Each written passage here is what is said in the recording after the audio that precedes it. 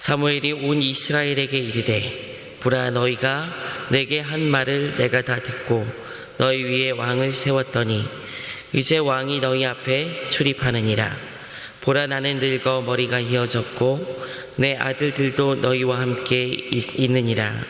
내가 어려서부터 오늘까지 너희 앞에 출입하였거니와 내가 여기 있나니 여호와 앞과 그의 기름 부음 받은 자 앞에서 내게 대하여 증언하라. 내가 누구의 소를 빼앗았느냐, 누구의 나귀를 빼앗았느냐, 누구를 속였느냐, 누구를 압제하였느냐, 내 눈을 흐리게 하는 뇌물을 누구의 손에서 받았느냐. 그리하였으면 내가 그것을 너희에게 갚으리라 하니, 그들이 이르되 당신이 우리를 속이지 아니하였고 압제하지 아니하였고 누구의 손에서든지 아무것도 빼앗은 것이 없나이다 하니라. 사무엘이 백성에게 이르되 너희가 내 손에서 아무것도 찾아낸 것이 없음을 여호와께서 너희에게 대하여 증언하시며 그의 기름 부음을 받은 자도 오늘 증언하느니라 하니, 그들이 이르되 그가 증언하시나이다 하니라. 사무엘이 백성에게 이르되 모세와 아론을 세우시며 너희 조상들을 애굽 땅에서 인도하여 내신 이는 여호와이시니 그런즉 가만히 서 있으라.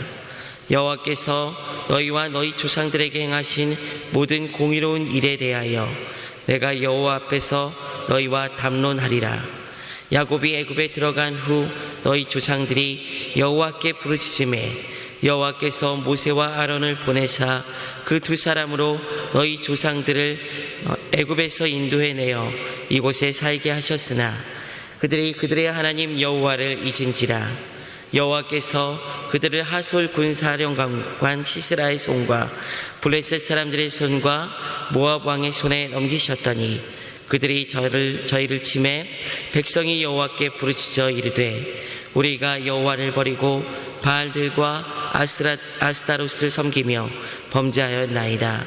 그러하오나 이제 우리를 원수들의 손에서 건져내소서. 그리하시면 우리가 주를 섬기겠나이다 하매 여호와께서 여룻바알과 베단과 입다와 나 사무엘을 보내사 너희를 너희 사방 원수의 손에서 건져내사 너희에게 안전하게 살게 하셨거늘 너희가 암몬 자손의 왕 나하스가 너희를 치러 옴을 보고 너희 하나님 여호와께서 너희의 왕 되심에도 불구하고 너희가 내게 이르기를 아니라 우리를 다스릴 왕이 있어야겠다 하였도다. 이제 너희가 구한 왕, 너희가 택한 왕을 보라. 여호와께서 너희 위에 왕을 세우셨느니라. 너희가 만일 여호와를 경외하여 그를 섬기며 그의 목소리를 듣고 여호와의 명령을 거역하지 아니하며 또 너희와 너희를 다스리는 왕이 너희의 하나님 여호와를 따르면 좋겠지만은 너희가 만일 여호와의 목소리를 듣지 아니하고 여호와의 명령을 거역하면 여호와의 손이 너희의 조상들을 치신 것 같이 너희를 치실 것이라. 너희는 이제 가만히 있어서 여호와께서 너희 목전에서 행하시는 이 큰 일을 보라. 오늘은 밀 베는 때가 아니냐. 내가 여호와께 아뢰리니 여호와께서 우레와 비를 보내사 너희가 왕을 구한 일 곧 여호와의 목전에서 범한 죄악이 큼을 너희에게 밝히 알게 하시리라. 이에 사무엘이 여호와께 아뢰매 여호와께서 그날에 우레와 비를 내리시니 모든 백성이 여호와와 사무엘을 크게 두려워하니라. 모든 백성이 사무엘에게 이르되 당신의 종들을 위하여 당신의 하나님 여호와께 기도하여 우리가 죽지 않게 하소서. 우리가 우리의 모든 죄악에 왕을 구하는 악을 더하였나이다. 사무엘이 백성에게 이르되 두려워하지 말라. 너희가 과연 이 모든 악을 행하였으나 여호와를 따르는 데에서 돌아서지 말고 오직 너희의 마음을 다하여 여호와를 섬기라. 돌아서서 유익하게도 못하며 구원하지도 못하는 헛된 것을 따르지 말라. 그들은 헛되니라. 여호와께서 너희를 자기 백성으로 삼으신 것을 기뻐하셨으므로 여호와께서는 그의 크신 이름을 위해서라도 자기 백성을 버리지 아니하실 것이요 나는 너희를 위하여 기도하기를 쉬는 죄를 여호와 앞에 결단코 범하지 아니하고 선하고 의로운 길을 너희에게 가르칠 것인즉 너희는 여호와께서 너희를 위하여 행하신 그 큰 일을 생각하여 오직 그를 경외하며 너희의 마음을 다하여 진실이 섬기라. 만일 너희가 여전히 악을 행하면 너희와 너희 왕이 다 멸망하리라. 아멘.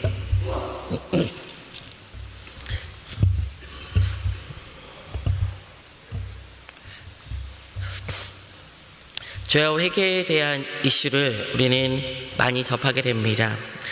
과거 세계대전 당시에 유대인들을 학살했던 이 홀로코스트 이 문제에 대해서 독일 정부는 그 정부 차원에서 사죄를 청하고 또 용서를 구했지요. 그리고 박물관까지 세워서 다시는 이런 일을 반복하지 않겠다는 그런 용서를 구하고 있습니다. 그러나 반면에 일본 정부와 우리나라 사이에 있는 또 아시아, 중국이나 다른 동남아권에 있는 나라들 사이에 있는 위안부 문제에 대해서 일본은 자신들의 잘못을 정부 차원에서 회개하지 못하고 용서를 구하지 못하고 그 죄를 덮으려는 경향을 보이고 있습니다. 국제사회에서 이런 다양한 죄와 용서의 어떤 문제들은 많은 비난을 받기도 하고 또 용서를 받기도 합니다. 죄와 용서의 문제는 이 국가적인 차원에서도 굉장히 중요한 문제 같습니다. 그러나 개인의 인생에 있어서도 특히 그리스도인의 신앙에 있어서도 죄와 회개 그리고 용서의 문제는 우리가 신앙생활을 하면서 끊임없이 만나게 되는 문제이고 또 잘 대처해야 되는 문제입니다. 신앙생활을 하신 후로 죄와 상관없이 살고 있다 하시는 분이 여기 혹시 계십니까? 아마 아무도 없으실 것입니다. 우리는 예수 그리스도를 믿음으로 구원의 은총을 입은 자들이지만은 그러나 여전히 이 세상을 살아가면서 이 죄의 문제와 씨름을 하고 있습니다. 바울도 로마서에서 자신을 오라 나는 공고한 자라 이 사망의 몸에서 누가 나를 건져내랴 라고 표현했을 정도로 죄의 문제를 심각하게 토로하고 있습니다. 구원받았지만 죄와 전혀 상관없을 수 없는 이 땅에서의 한계를 우리는 여전히 가지고 있는 것입니다. 그래서 우리가 죄에 대해서 올바른 태도를 갖고 있지 않다면 신앙생활은 굉장히 어려워질 수가 있습니다. 우리는 죄의 문제에 대해서, 죄에 대해서 어떤 태도를 가지고 있어야 하는 것일까요? 오늘 말씀에서는 크게 두 가지를 말씀하고 있습니다. 첫째로 잘못이 무엇인지 정확하게 알고 인정해야 한다는 것을 우리는 알 수 있습니다. 오늘 말씀에서 사무엘은 백성들의 죄악이 무엇인지 분명히 말씀하고 있습니다. 오늘 말씀 12장 11절 12절에서 보게 되면 사무엘이 이렇게 이야기를 하고 있습니다. 여호와께서 여룻바알과 베단과 입다와 나 사무엘을 보내사 너희를 사방 원수의 손에서 건져내사 너희에게 안전하게 살게 하셨거늘 너희가 암몬 자손의 왕 나하스가 너희를 치러 옴을 보고 너희 하나님 여호와께서는 너희의 왕이 되심에도 불구하고 너희가 내게 이르기를 아니라 우리를 다스릴 왕이 있어야 하겠다 하였도다. 하나님께서 사사들을 통해서 사방 원수의 손에서 이스라엘 백성들을 건져내셨음에도 불구하고 이 암몬 왕 나하스가 세력을 펼치면서 이스라엘을 괴롭게 하자 이스라엘 백성들은 하나님이 왕이 되심에도 불구하고 다른 인간의 왕을 요구했습니다. 그래서 하나님께서 초대 왕 사울을 그들의 요구대로 세워주셨습니다. 그리고 그 사울을 통해서 암몬 왕 나하스를 무찌르셨죠. 그 결과 사울을 왕으로 인정하지 않았던 이들도 아무 말 못하고 사울을 왕으로 인정하게 되었습니다. 그러나 이 승리의 기쁨 가운데 사무엘은 이스라엘 백성들을 불러 모읍니다. 잔치를 하고 기뻐하기 위해서 불러 모은 것이 아니라 이스라엘 백성들이 사울을 통해서 구원받았는데 그것이 전적인 하나님의 은혜임을 밝히고 그들이 죄악된 행동을 하였다는 것을 결산하기 위해서 사무엘이 부른 것입니다. 이스라엘의 마지막 사사로서 그는 이 자리에서 그가 은퇴할 것을 많은 백성들 앞에서 이야기를 합니다. 왕이 세워졌기 때문에 사사는 이제 물러나야 하는 것이죠. 그러나 사무엘은 물러나면서 이제 왕의 달셈을 받게 될 그들의 잘못이 무엇인지 분명히 말씀하고 있습니다. 그들의 잘못은 크게 두 가지 면에서 잘못되었습니다. 첫째는 그들이 이전에도 끊임없이 그 역사적인 그 이들의 선조들을 구원하셨던 그 하나님의 구원의 역사를 인정하지 않았던 것을 사무엘이 지적을 합니다. 신실하신 하나님의 행적을 인정하지 못했다는 것을 지적을 하는 거예요. 그리고 이어서 왕이 필요하다는 그들의 요구가 그들이 하나님을 버렸다는 것을 의미하는 것이다라고 사무엘이 지적을 합니다. 과거 하나님께서 하신 그 역사적인 구원의 사건도 인정하지 않은 것, 그리고 또한 그들의 왕 되신 하나님을 그들이 버렸다는 것을 사무엘이 명확히 드러내고 있는 것입니다. 사실 하나님 편에서 그들의 행동이 얼마나 진노를 살 만한 행위였습니까?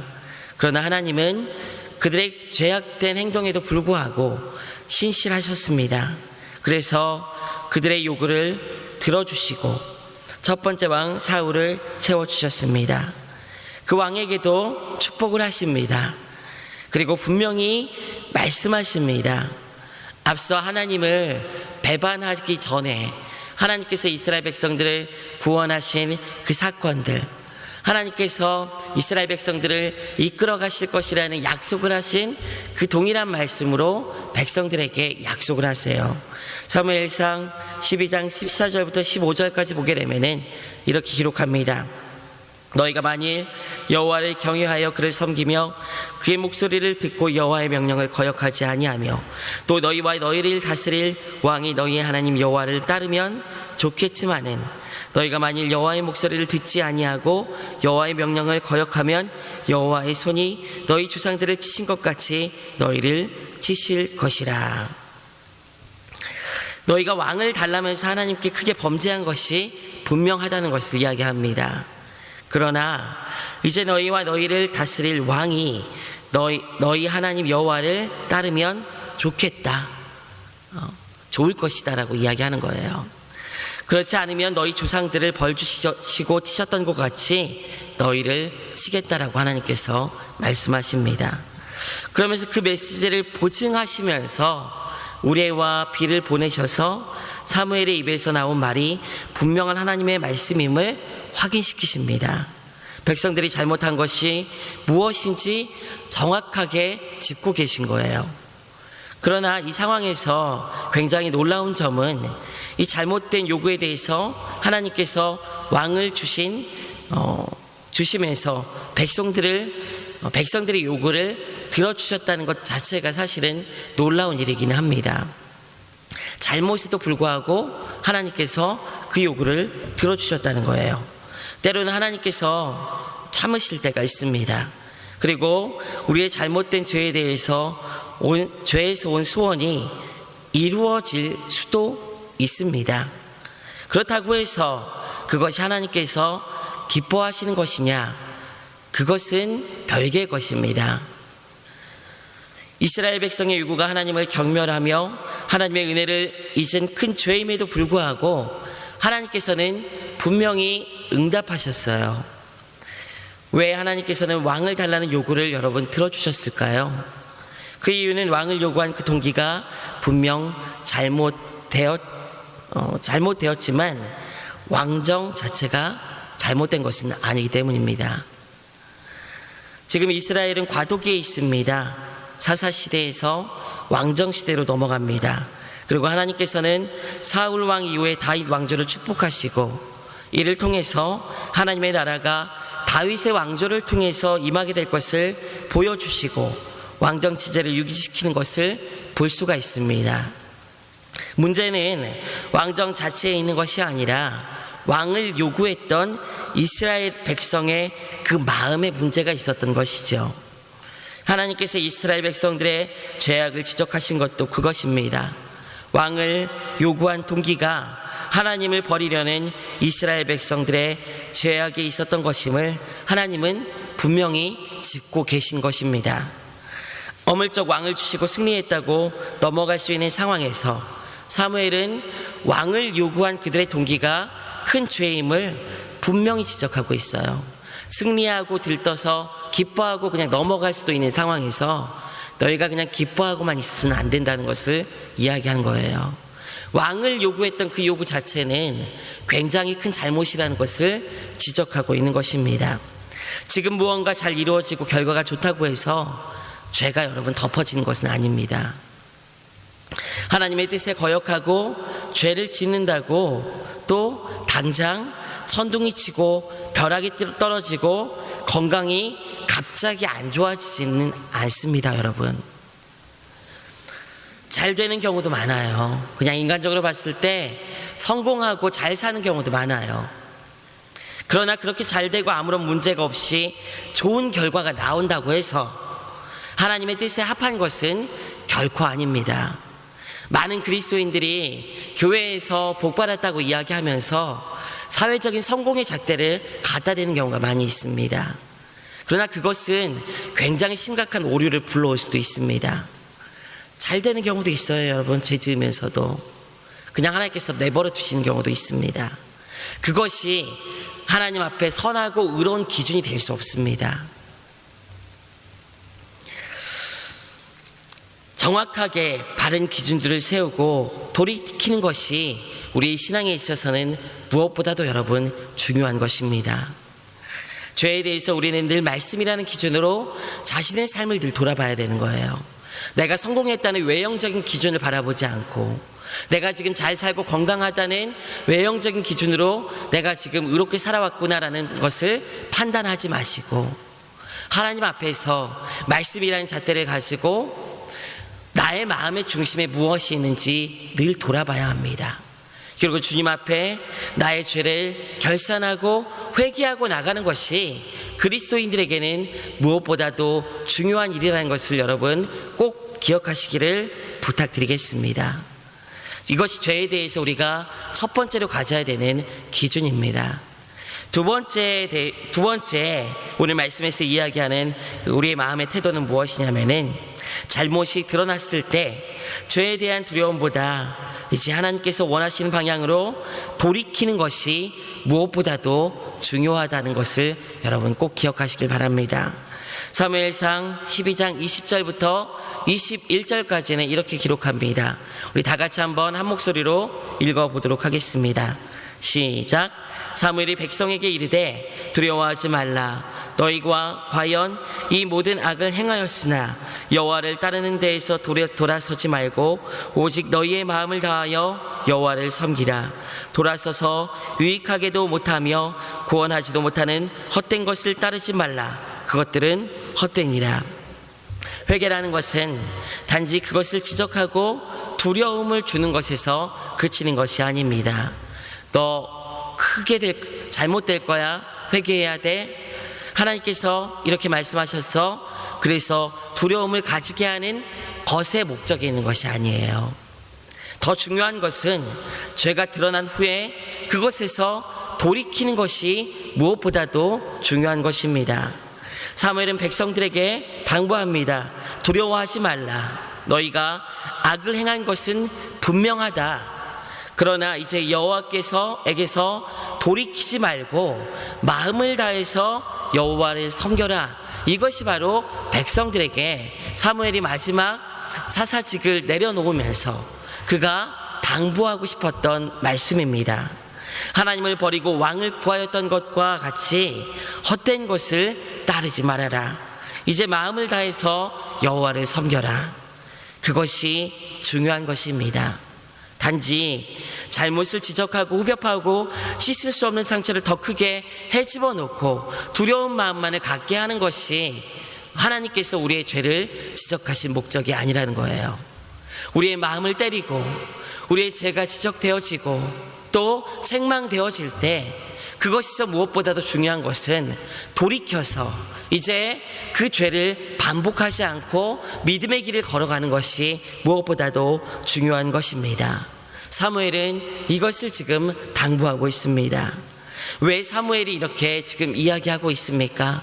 왜 우리는 죄에서 돌이키는 것이 가능하고 또 이것이 무엇보다도 중요한 것입니까? 그것은 하나님께 있습니다. 22절에 보게 되면 이렇게 기록합니다. 여호와께서는 너희를 자기 백성으로 삼으신 것을 기뻐하셨으므로 여호와께서는 그의 크신 이름을 위해서라도 자기 백성을 버리지 아니하실 것이요. 우리가 하나님 앞에 죄가 책망되어졌을 때 나갈 수 있는 이유는 하나님께서 신실하신 분이시기 때문이에요. 신실하신 분이시기 때문에 의롭게 하신 그 백성들을 끝까지 인도하실 분이시기 때문입니다.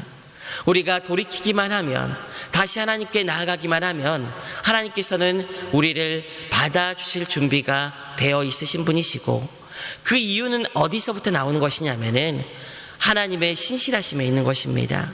끝까지 우리를 지키신다는 그 약속을 지키실 그 하나님. 너희가 큰 죄를 범했지만 하나님께서는 여전히 너희를 사랑하신다는 것이에요. 그렇기 때문에 그들의 잘못에 대해서 경고하고 깨닫게 하신 후에 하나님은 신실하시고 그 신실하신 하나님께서 너희를 버리지 아니하실 것이기에 이제 잘하자라는 메시지를 사무엘은 전하고 있는 것입니다. 우리는 변해도 하나님은 변함이 없으신 분이십니다. 그 하나님께서 우리를 붙들고 가시는 것입니다.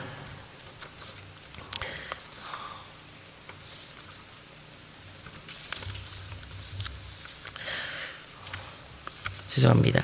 죄를 범하면 지나치게 그 죄책감에서 두려워하시는 분들이 있습니다. 이런 태도는 그리스도인들의 죄에 대한 용서의 능력을 무시하고 자신의 영적 자존감을 파괴하는 결과로 이어지게 됩니다. 사탄은 우리의 마음에 너 같은 것이 어떻게 하나님의 자녀가 될 수 있어? 라는 식의 생각을 심어주려고 합니다. 그러나 그리스도 예수의 사랑에서 그 어떤 것도 우리를 끊을 수 없다는 것을 우리는 말씀을 통해서 늘 확인하고 하나님 앞에 확신으로 나아가야 합니다. 죄를 지었다는 사실에서 우리는 하나님 앞에 겸손하게 엎드려야 합니다. 그러나 두려워한 나머지 자신의 영적 자존감을 낮추는 우를 범하지 않기를 원합니다. 또 반대로 죄에 대해서 아무런 문제 없이 넘어가면서 죄에 대한 의식 없이 넘어가게 되는 경우를 보게 됩니다. 그러나 이것은 죄에 대한 두려움보다 더 좋지 않은 결과를 가져옵니다. 자신의 죄가 무엇인지 알고 똑같은 죄를 반복하고 결국 죄를 분별하는 능력을 상실하고 하나님으로부터 점점 멀어지게 되기 때문이죠. 여러분들은 죄에 대해서 어떤 태도를 가지고 계십니까? 사무엘은 분명히 이스라엘 백성들의 죄를 지적합니다. 그리고 그 죄가 결코 작은 죄가 아님을 상기시키면서 징조까지 보여줍니다. 백성들은 자신들의 죄에 대해서 제대로 인식하게 된 것이죠. 죄는 정확히 인식하는 것이 중요합니다. 그 잘못을 인정하는 것이 중요한 거예요. 그러나 이는 우리를 두려워하게 하려는 목적으로 우리를 책망하거나 그런 마음을 주시는 것은 결코 아닙니다. 우리는 겸손하게 우리의 죄가 드러났을 때 신실하신 하나님 앞에 믿음으로 나아가야 합니다. 돌이켜서 하나님 앞에 나아가 거룩함과 진실함으로 서야 합니다. 그때 하나님께서는 우리에게 죄를 넘어선 은혜를 베푸시는 분이시라고 성경에서는 끊임없이 우리에게 말씀하고 있습니다. 더 중요한 것은 이제 죄에서 돌이켜 그 하나님으로부터 떠나지 않고 믿음으로 서는 것이 우리의 삶에 꼭 필요한 회개하는 자들의 태도라는 것을, 하나님 앞에 나가는 믿음의 태도라는 것을 여러분 꼭 기억하시기를 원합니다. 혹시 이 자리에 여러분 죄에 대해서 지나치게 두려워하는 분이 계십니까? 우리 주님은 신실하신 분으로 우리의 구원을 시작하신 그 은혜를 끝까지 베푸시는 믿을 수 있는 분임을 기억하시길 원합니다. 또 반대로 습관적으로 죄를 가볍게 여기시는 분이 계시다면은 주님 앞에 내 안에 있는 죄의 동기가 무엇인지, 하나님 앞에 거룩하지 못한 것이 무엇인지 분명히 인식하는 은혜가 있기를 원합니다. 하나님은 결코 눈이 없고 귀가 없으신 분이 아닙니다. 우리의 마음의 깊숙한 곳까지 다 알고 계신 분이 우리 하나님이십니다. 하나님 앞에 지금 죄에서 돌이켜 나아가 믿음으로 서는 것이 우리는 무엇보다도 중요합니다. 이를 위해서 죄를 알고 또 그 죄에서 돌이켜 하나님 앞에 돌이키는 그 태도가 중요하다는 것을 여러분 꼭 기억하시길 바랍니다. 혹시 이 아침에 여러분 마음 가운데 반복적으로 짓는 죄들, 가볍게 여기는 죄들이 떠오른다면은 주님 앞에 회개로 나아갈 수 있기를 원합니다. 또 여러분들을 짓누르고 있는 영적인 자존감을 무너뜨린 두려움들이 있다면은 예수 그리스도의 신실한 그 은혜의 보혈을 의지하여서 하나님 앞에 믿음으로 나아갈 수 있는, 담대하게 나아갈 수 있는 은혜가 있기를 주님의 이름으로 축원드립니다. 우리 다 같이 기도하겠습니다. 하나님 감사합니다. 우리는 이 세상을 살아가면서 예수 그리스도의 은혜로 구원받은 존재들이지만 여전히 죄와 씨름해야 되는 존재들임을 우리는 기억합니다. 주님, 죄를 너무 가볍게 여기지 않게 하시며 늘 우리의 마음의 중심에 대해서 삶의 다양한 삶의 상황들 속에서 우리의 마음의 반응을 돌아보게 하시고 하나님으로부터 멀어져 있고 하나님이 기뻐하시지 않은 그 마음의 태도들, 삶의 모습들을 주님 정확히 볼 수 있는 은혜를 더하여 주시옵소서. 그래요, 주님 앞에 입으로 우리의 죄를 고백하고 진실하게 하나님 앞에 나아갈 수 있는 영혼들 될 수 있도록 인도하여 주시옵소서. 죄를 너무나 가볍게 여기지 않도록 주님께서 우리의 마음을 붙들어 주시기를 소원합니다. 또한 죄를 너무 무겁게 여겨 우리를 구원하신 하나님의 은혜를 주님 가볍게 여기는 죄를 범하지 않도록 우리의 마음 가운데 은혜를 확인시키시고 하나님 앞에 두려워하는 마음이 아니라, 두렵기만 한 마음이 아니라 주님을 경외하는 마음으로 주님 앞에 담대히 나아가는 믿음의 사람들 될 수 있도록 인도하여 주시옵소서. 혹시 우리 마음 가운데 반복적으로 짓는 죄들이 있습니까? 주님 용서하여 주시기를 소원합니다. 믿음으로 나아가 하나님 앞에 설 수 있도록 역사하여 주시옵소서. 우리의 마음을 짓누르는 죄악의 무거움이 있습니까? 주님, 우리의 마음 가운데 은혜의 빛을 비추셔서 하나님 앞에 담대히 나아갈 수 있는 믿음의 사람들 될 수 있도록 역사하여 주시옵소서. 감사드리며 예수 그리스도의 이름으로 기도드립니다. 아멘.